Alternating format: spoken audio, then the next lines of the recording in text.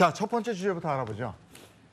네, 부모님이 세상을 떠났을 때 자녀들은 황망한 마음을 감출 수가 없는데요. 네. 이때 뭐 또 실수를 하기도 하는데 이 첫 번째 사연은 이 아버지가 돌아가신 후에 휴대전화 해지하면 낭패입니다. 무슨 이야기인지 꽁트로 한번 만나보시죠. 살다 보면 누구나 부모님과 이별을 겪어야 하지만 아버지께서 이렇게 갑작스럽게 세상을 떠나실 줄은 몰랐습니다. 정신없이 장례가 끝나고 저희는 아버지의 손때가 묻은 유품을 하나둘씩 정리하기 시작했습니다. 여보세요? 아니요. 아버지 며칠 전에 돌아가셨어요. 네, 들어가세요. 아버지 폰으로 아직도 이런 전화가 오네. 언니, 우리 아버지 휴대폰 그거 해지하고 올까? 언니도 이런 전화 받을 때마다 속상하잖아. 싫어. 이것까지 없으면 정말 아버지가 떠난 게 실감 날 것 같단 말이야. 언니, 그러면 통신비가 월 5만 원씩 1년에 한 60만 원 나갈 텐데 그거 괜찮겠어? 60만 원? 너 그걸 왜 이제 얘기하니? 아버지 요금제 비싼 거 쓰셨네. 안 되겠다. 당장 해지하고 오자. 아버지도 이걸 이해하실 거야. 그치. 그렇게 저희는 유품을 정리하면서 아버지의 휴대폰도 함께 해지했습니다. 그런데 얼마 지나지 않아 난감한 일이 생겼어요. 우연히 아버지의 친구분을 만났는데 저희가 모르는 돈 얘기를 꺼내시는 겁니다. 야, 수림아.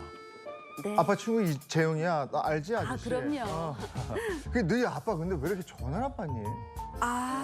재용 아저씨 소식 못 들으셨구나. 그게 말이에요. 아니, 내가 말이야. 네. 너희 아빠한테 3천만 원 빌린 거 있잖아. 그거 조금만 좀 기다려주면 안 될까? 내가 한 달 안에 금방 갚을게. 3천만 원이요? 저희 아버지 지난달에 돌아가셨어요. 아빠한테 또 뭐 돈 꿔간 거 있으셨어요? 아니, 잠깐. 아빠 돌아가셨어? 네. 그래. 3천 원? 그래, 내가 아버지한테 3천 원. 아이고, 너 놀랬겠다. 야, 미안해. 내가 3천 원을 꿨는데 아직도 못 갚았네. 하나, 둘. 자, 3천 원 받아. 3만 돈 원도 아니고 갚았고, 3천. 나 이제 간다. 아니, 그래. 잘 지내고. 아저씨 어디? 진짜. 설마 지금 3천만 원을 3천 원으로 퉁친 거야? 아버지한테 물어볼 수도 없고. 이거 어떻게 해야 돼 진짜. 저는 뒤늦게 아버지의 휴대전화를 샅샅이 뒤졌고요. 아버지가 생전에 돈을 빌려준 듯한 내용의 문자를 발견했습니다. 생전에 저희한테 아무 말씀을 안 하셔서 몰랐는데 이제라도 돈을 다시 돌려받을 수 있을까요? 와, 이거 진짜. 이거는 모르지, 진짜. 그럼요. 예, 구체적으로 어떻게 된 일입니까? 네, 갑작스럽게 부친상을 다한 40대 남성 이 씨의 사연인데요. 아버지를 떠나보낸 슬픔을 가시기도 전에 자녀들은 장례를 치르느라 이제 정신이 없이 바빴는데 이 씨는 바쁜 누나를 대신해서 가족관계 증명서를 들고 대리점에 가서 아버지가 쓰던 휴대전화를 해지했다고 합니다. 해지하죠. 근데 이 사실을 알게 된 누나가 화를 냈다고 하는데 평소 아버지가 지인들에게 돈을 빌리거나 꺼준 적이 많았다고 들었는데 이걸 제대로 확인도 하기 전에 먼저 휴대전화를 해지하면 어떡하냐면서 다툼이 일어난 것입니다.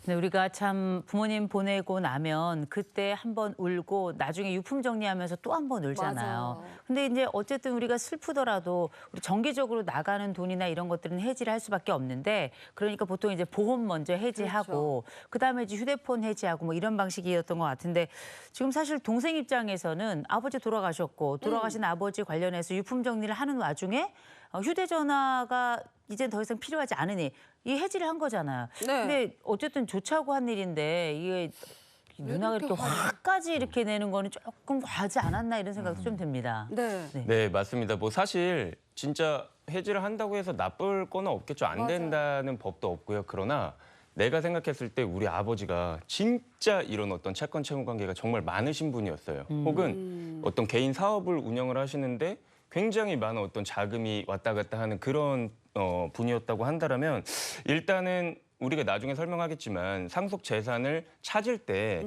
안심 상속 원스톱 서비스라는 걸 이용을 할 수 있지만 그래도 개인 간의 채권 채무 관계까지 일일이 다 검색을 하는 게 어렵단 말이에요. 네. 그런 데 있어서 그 망인의 휴대폰이 되게 좋은 단서가 될 수 있단 말이죠. 네. 근데 이거를 만약에 정지해 놓게 된다면 만약에 이 사건 같이 채무자가 먼저 연락을 해서 뭐 변제 기한을 늦춰달라고 한다라든지 내가 언제 갚겠다라고 하면은 알 수가 있잖아요. 그렇죠. 근데 영원히 이거를 계속 지속할 수는 없을지언정 그래도 당분간은 한동안은 제가 볼 때는 좀 가장 낮은 최저요금제로 바꿔서 좀 유지를 해놓는 게 어떻나 이렇게 좀 권고를 드리고 싶습니다. 제 입장은 바꾸겠습니다. 네, 그럼요. 네, 바로 바꾸겠습니다. 최저요금제로 하고. 아니 그럼 매달 요금을 대신 내기만 하면 그 고인의 휴대전화는 그대로 유지가 되는 거예요? 그렇지는 않을 수도 있어요. 그래서 저는 가족 명의로 좀 변경을 해서 이 가족분이 관리를 하시라 이렇게 말씀을 드리고 싶어요. 왜냐하면 전기통신사업법에 따라서 통신사업자가요. 사망자의 번호를 직권으로 해지를 해버릴 수가 있어요. 실제로 어떤 일이 있었냐면 30년 동안 같은 번호를 사용해온 배우자가 사망을 한 거예요. 그랬더니 이제 유족들이 추억으로 간직하고 싶어서 이 번호를 해지하지 않고 매달 요금을 내면서 그대로 유지를 하고 있었는데 네네. 통신사 측에서 명의 변경을 안내하는 문자를 몇 번 보내기는 했대요. 그런데 답이 없자 바로 이걸 해지를 해버린 겁니다. 자동 해지. 그리고 가져가 버렸어요. 왜냐하면 이 번호가 끝자리가 0000 뭐 이렇게 끝나는 이른바 골드 번호, 인기 있는 번호였던 거예요. 그래서 이걸 이벤트의 경품처럼 이용하기 위해서 이 번호를 회수를 해버렸다는 거예요. 이런 걸 막는 방법이 바로 명의 변경이 될 수 있습니다. 가족관계 증명서와 사망 확인서 그리고 신분증 가지고 가셔서 가족임을 입증을 하신 다음에 명의 변경하시고요. 나중에 좀 유지하시다가 해지하고 싶을 때도 똑같은 서류 가지고 가서 신청을 하시면 됩니다. 이게 부모님이 그 병환으로 오래 앓고 계시고 이러면 마음의 준비는 되는데 막상 이제 돌아가시고 나면 뭐부터 어떻게 해야 될지 그럼요. 사람들이 그냥 망연자실하거든요. 네.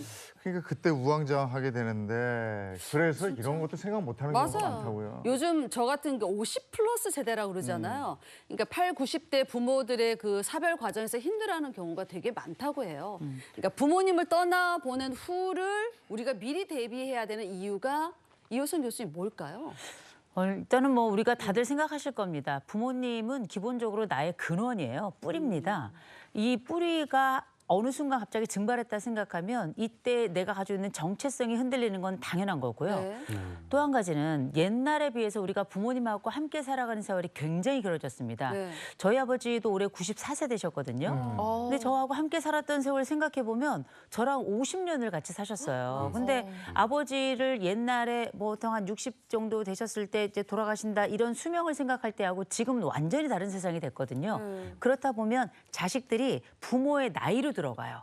그러면서 부모에 대한 공감력이 훨씬 더 높아집니다. 네. 근데 이런 요소들이 어쩌면 부모님을 우리가 고였을 때 훨씬 더 과거보다 고통스러워하거나 힘들어하는 또 과정일 수도 있고 또 한 가지는 이런 우리가 장례도 그렇고요. 그 이후로도 사별이라고 하는 것이 사실상 굉장히 높은 스트레스인데 스트레스라고 하는 건 잘 관리하지 않으면 이게 생애 인생 미해결 숙제가 됩니다. 그래서 우리가 조금 힘들고 어렵더라도 부모님 이제 하늘나라 가셨다 싶을 때는 반드시 애도 과정을 거치시는데 이 애도라고 하는 건 단순히 부모님에 대한 슬픔을 표현하는 게 아니라 자기 치유 과정이고 남은 생애에 대한 건강한 삶을 위한 하나의 문턱을 넘는 과정이다. 이렇게 생각하시면 좋을 것 같습니다. 네. 그리고 앞서 말한 뭐 휴대전화 문제도 그렇고요. 자녀들이 몰라서 실수한 놓치는 부분도 굉장히 많은 것 같습니다. 법적으로 이것만큼은 꼭 알아둬야 한다. 뭐 그런 게 있을까요? 네, 제가 말씀드리고 싶은 게 일단 장례가 끝나면 좀 우리가 기간을 나눠가지고 뭐 1개월, 3개월, 6개월 이후 이렇게 좀 나눠서 우리가 뭘 해야 되는지 이 부분을 알아뒀으면 좋겠습니다. 네. 첫 번째는 이제 장례가 끝나고 1개월 이후에 사망 신고를 이제 하셔야 되고요. 네. 그리고 그 돌아가셨을 때 장례 비용 같은 것도 좀 잘 정산을 해놓으셔서 영수증 같은 거 챙겨 두셨으면 좋겠습니다. 네. 그리고 3개월 이내에 해야 할 일들이 중요한 본론에 해당하는데요. 부모님이 남긴 재산이나 채무를 조회해서 내가 상속을 받을 것인지 아니면 포기할 것인지를 검토를 해야 하는데요. 우리가 부모님이 어떤 부동산을 얼마나 보유했고 예적금과 주식은 얼마나 있는지 뭐 상세하게 알고 있는 자녀들은 드물잖아요. 그렇죠. 그래서 보통 구청에 사망 신고를 하러 가면 담당 공무원이 안심 상속 원스톱 서비스라는 제도를 권하는데 이 제도를 통하면 고인이 가지고 있는 재산과 채무에 대해서 대부분 알아낼 수가 있습니다. 이게 뭐 자동차 같은 것도 이런 것에서 다 이렇게 조회가 된다는 건가요? 그렇습니다. 이 장독대에 현금으로 이렇게 숨겨놓지 않은 그런 재산이 아닌 이상 드러나는 재산, 자동차 포함해서 다 조회된다고 보시면 됩니다. 건축물, 토지 물론이고요. 선박 가지고 계셨다면 아주 부러운데요. 선박 가지고 계신 분도 조회가 되고요. 네. 은행에 대한 총 계좌 금액 당연히 조회가 됩니다. 그리고 재산이 아니라 빚이 얼마 있는지도 확인을 하셔야 되는데 보통 20일 이내에 대부분의 금융거래 내역이라든가 국세, 지방세, 이체 내역, 또 연체 내역, 그다음에 4대 보험, 뭐 국민연금 다 포함해서요. 그리고 공무원 연금 이런 내역들도 다 조회가 되고 다만 개인 간에 있는 채권 채무 요거는 이 개인끼리만 아는 부분이기 네네. 때문에 이거는 또 조회가 되지 않을 수 있어서 일단 드러나는 것, 등록한 거는 다 조회가 된다고 보시면 됩니다. 그런데 사실 정말 유의하셔야 되는 점이 있어요. 이 서비스 신청하면 일단 고인의 계좌가 묶이게 되는데 상속인들 가운데는 이 신청 전에 좀 일부라도 인출해서 좀 써야 되는 거 아니냐라고 하면서 일부 예금을 인출하는 경우가 있는데 이거 정말 조심해야 돼요. 왜냐하면 우리 법에서는요. 고인의 어떤 상속 재산에서 예금을 인출해서 소비하는 행위를 상속 재산을 단순 승인한 걸로 봐요. 그런데 이 재산 조회 서비스를 이용하는 이유가 만약에 빚이 네. 이 재산보다 더 많으면 우리가 한정 승인을 하든지 아니면 상속 포기를 하든지 이런 걸 하려고 알아보는 거잖아요. 그런데 인출하는 그 순간 이걸 알아보기도 전에 단순 승인한 것으로 간주가 될 수 있거든요. 나중에 이거 나 모르고 했다라는 변명을 하는 것이 통하지 않는 경우도 많고 입증하기도 상당히 어렵기 때문에 이런 부분 좀 주의를 해주셔야 됩니다. 근데 장례비가 부족하고 뭐 이래서 네. 급하게 쓸 돈이 있어서 인출을 하고 이것도 안 되는 겁니까? 일단은 장례비 같은 경우에는 우리가 좀 예외를 두고 있습니다. 그 장례에 발생하는 비용은 우선적으로 보통 부의금에서 충당을 하는 경우가 많은데 사실 이게 또 비용이 굉장히 많이 들어가는 부분이 있어서 부의금만으로 충당이 안 되는 경우가 있을 수 있거든요. 그래서 이 경우에는 유가족들이 보통 고인의 예금 통장 같은 경우에서 돈을 인출해가지고 네. 이제 부족한 부분을 충당하거나 이럴 수가 있는데 그러면은 아까 변호사님 말씀하셨던 것처럼 이렇게 되면 내가 단순 승인해버린 거 아니냐? 맞아요. 내가 비용을 빼서 썼으니까 이렇게 생각하실 수도 있는데 대법원 판례에 따르면요. 이제 예외적으로 장례비는 상속 비용에서 지급을 할 수 있다. 상속 비용에 포함이 된다라고 합니다. 다만 이게 너무나도 과도한 정도면은 문제가 될 수 있어요. 예를 들어서 합리적인 범위 내에서 내가 부의금으로 부족한 부분을 충당했다라고 하면은 상관이 없을 수 있는데 뭐 5억, 뭐 10억 이런 식으로 빼가지고 인출을 해가지고 내가 장례비로 썼다. 라고 한다면 이거는 그 지역의 풍속이나 그 사람의 지위 등에 비추어 볼 때 너무나도 과도하다고 인정이 돼서 상속 비용에 포함이 되지 않을 수도 있으니까 마음대로 막 너무 과도한 금액을 빼시는 건 지양하셨으면 좋겠습니다. 그리고 형제들 가운데 이런 분 있어요. 이렇게 아버님 통장에서 어머님 통장에서 꺼내 썼다가 나중에 문제될 수 있으니까 형이 그냥 통 크게 낼게 이렇게 하시는 분들이 있을 수 있거든요. 네네. 이런 분들은 영수증 꼭 마련을 해주셔야 됩니다. 챙겨주셔야 돼요. 왜냐하면요. 상속세를 신고하실 때 이 장례 비용이 공제가 될 수 있어서 요거를 영수증 잘 모아서 신고를 하시면 이 부분은 상속세 절세 효과를 보실 수가 있습니다. 장례에 직접 소요된 비용, 예를 들면 뭐 묘지를 구입한다든가 비석이나 상석을 구입하는 거 이런 거 다 비용이잖아요. 이런 것들도 다 공제 대상이 될 수 있거든요. 신용카드 전표 물론이고요. 뭐 현금으로 하시면 현금 영수증이라든가 계좌이체 내역 같은 것들이 다 증빙 서류가 될 수가 있습니다. 최대 1,000만 원까지 공제 받으실 수가 있고요. 또 봉안시설이나 자연장지에 든 비용은 최대 500만 원까지 추가로 더 공제를 받으실 수가 있어서 최대로 1,500만 원까지 공제를 받으실 수가 있거든요. 영수증 놓치지 마시고 꼭 챙기시길 바랍니다. 그러니까 부모님의 장례가 끝난 후에 자녀가 해야 할 일에 대해서 알아보고 있는데 생각보다 몰랐던 게 너무 많은 것 같아요. 그러니까 이어서 3개월 안에 꼭 해야 할 일이 또 하나 있다고요? 네, 제가 앞서 안심상속 원스톱 서비스를 통해서 부모의 재산이나 채무를 우리가 조회하고 상속을 받을 것인지에 대해서 이제 고민을 하라고 말씀을 드렸는데요. 네. 사실 이 서비스는 상속 개시 이후에 1년까지 계속 이용을 할 수 있는데 그러면 왜 3개월 내에 이거를 고민을 하라고 하냐? 왜냐면은 우리가 상속을 포기하거나 채무를 한도로만 상속을 받겠다는 한정 승인을 하고 싶다면 반드시 3개월 이내에 신고를 하셔야 되기 때문인데요. 예를 들어서 고인이 돌아가신 날이 1월 1일이었으면 4월 1일 전에는 상속 포기나 한정 승인을 신청을 해야 되는데 만약 3개월이 지났는데 뒤늦게 빚을 발견하고 상속을 포기하고 싶다?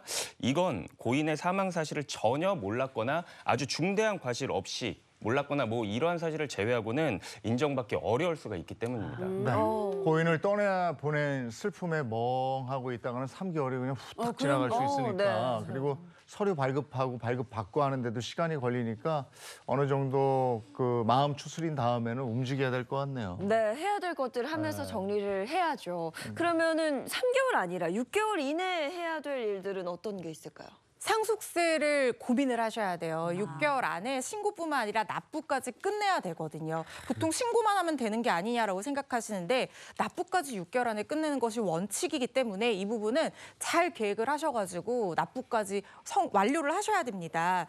지금 특히 상속 재산 중에서 아파트 이런 덩치가 큰 가액이 큰 재산 같은 경우에 상속세 부담이 커질 수밖에 없어요. 지금 서울 아파트 중위 가격이 9억 원쯤 된다고 하는데 서울이나 수도권의 아파트나 주택 갖고 계신 분들은 상속세 많이 나올 확률이 아주 높거든요. 예를 들어서 뭐 20억짜리 아파트를 상속을 받았는데 상속세가 예를 들어 5억 5천 정도 나온다라고 하면 갑자기 이 5억이라는 거금을 어디서 마련하느냐. 그것도 6개월 안에. 맞아요. 그리고 이걸 어떻게 나눠서 낼 건지 아니면 뭐 이걸 물건으로 내는 제도도 있거든요. 이런 것들은 어떻게 되는지 미리 확인하시고 계획하셔서 상속세 부담에서 좀 자유로워지실 수 있도록 잘 생각하시기를 바랍니다. 네, 부모님이 돌아가신 후에 해야 될 일들이 이렇게나 많습니다. 오늘 이 시간 통해서 또 배워봤고요. 네. 자, 이어서 다음 주제 한번 살펴보도록 하죠.